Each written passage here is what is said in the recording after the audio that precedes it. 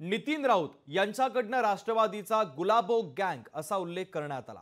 गुलाबो गँग कितीही फिरली तरी काहीही फायदा होणार नाही असं नितीन राऊतांनी म्हटलंय। काँग्रेस नेते नितीन राऊत यांनी राष्ट्रवादीवर हल्लाबोल केलाय। महाविकास आघाडीचा रंग सर्वसामान्यांचा रंग आहे असं महत्त्वाचं विधान देखील नितीन राऊत यांनी केलंय।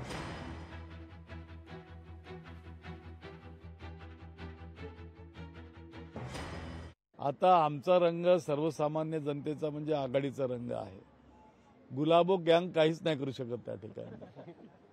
ही गुलाबो गँग कितीही भटकत असली त्यांचं भ्रमण हे भ्रमणच ठरणार आहे शेवटी। आमच्याकडे महाराष्ट्रात कापसाची शेती केली जाते, त्याच्यावरही गुलाबी अळी येते। हे महाराष्ट्राच्या तिजोरीवर लागलेली गुलाबी अळी आहे आणि त्याच्यापासून नुकसानच होते।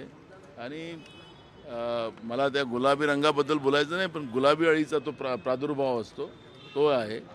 आणि त्यामुळे 270 कोटीचं प्रसिद्धीसाठी यांनी जे खर्च करतात आहे जनतेच्या घामाचा पैसा, त्यामुळे त्याचा काहीच फायदा होणार नाही।